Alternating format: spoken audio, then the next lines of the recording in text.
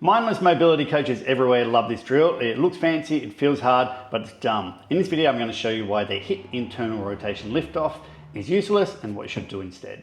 Now, you most likely have seen this exercise on the Instagrams, or you might have done it in a mobility class yourself, essentially sitting in a 90-90 position, and we're looking to rotate that back foot off the floor. Now, this position is more really abduction at a hip than it is internal rotation. And by doing so, we've put those muscles in a position where they don't have a great line of force. That's where that crampy feeling comes from. They're working at a very short range. And this is that fallacy of making things hard with the idea that it's meaningful. Exercises don't have to be hard to be meaningful, and it's more important that an exercise is meaningful than hard. So there's no real translation here into how hip internal rotation works in the real world, and where we're wanting to use those things when we're running or landing, sprinting, or whatever it is. So essentially you're just getting good at an exercise which doesn't have much translation into the real world. And essentially this is what I call mindless mobility, and it's full of all these mobility coaches just regurgitating each other's information without really asking why you're doing it and what we could do to improve hip internal rotation in the real world. Now, hip internal rotation itself is when we see that femur move inwards towards that midline relative to the pelvis. And something important for us in order to run, especially sprinting or cutting moves, and a lot of different sporting applications. We don't possess that internal rotation. We might see a lot of compensation patterns around your back, or you might get that groin pain, and other things are going to make up for that lack of internal rotation. But in my experience in working with a lot of athletes of different levels, the concern is more the lack of internal rotation rather than trying to actively find it in an isolated position. So if we're lacking that internal rotation when we're landing on that leg in a cutting maneuver, or we're lacking that as we're sprinting, something else has to move. So it's more important that we can find what is stopping internal rotation rather than jamming the femur into the hip socket and trying to move it in something that doesn't matter in the real world at all. So to start with, doing anything that's going to open up those external rotators a little bit is going to help to improve our ability to internally rotate. So your glute stretches, piriformis stretches, and these sorts of things.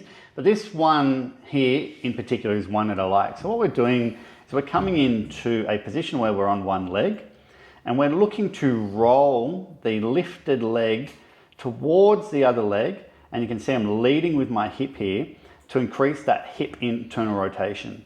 Now, we don't want to do this strictly at a horizontal level. We want to do this at a bunch of different levels, from that back leg being horizontal to it almost coming down, so we're in almost a standing position. You could also do this with a cable when you come to that standing position, so we are loading a little bit more into that internal rotation on the loaded hip. But essentially what we're trying to do is really roll that hip, and we're stretching it as we eccentrically load this. Do this correctly, you're really going to feel that standing leg glute open up, fire up, and you're going to get some really nice eccentric length into that leg. You could also do this unloaded over the front leg, where we're just rotating the pelvis towards the front leg, because anytime the pelvis rotates towards the leg, that hip is going into internal rotation. But we want to find that in a variety of positions, and particularly in positions that have some sort of crossover to you in your sport and in your real life. And for some motor control and really trying to understand this rotation and how you can own this position, coming into just a standing position and trying to isolate your pelvis where we're rotating towards that front leg is going to show you both how you are on each leg in terms of how much internal rotation each leg has and what you might need to work on, and can be a really good pre and post test outside of some glute stretching and some other loading to see if you have improved your capacity to internally rotate that hip. Now, this one here is a good one to do if you don't quite have that control over that isolated pelvis movement to get that internal rotation yet. This can help you to get it, and it can really reinforce it as well. I've got my foot on a slider here with a band around the foot, and I'm looking to lead from my pelvis as best as possible rather than just from my foot, because we do want to make sure this translates into femur movement at the hip.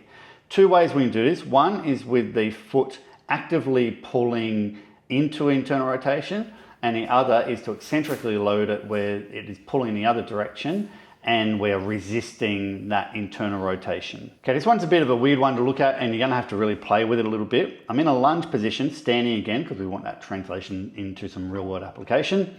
I've dropped my heel out to the right to enhance the internal rotation of this whole leg, turning towards the right leg, so I have more internal rotation, And what I'm doing is pushing my foot into the ground so I get an isometric contraction around the hip here. So I'm isometrically contracting in internal rotation.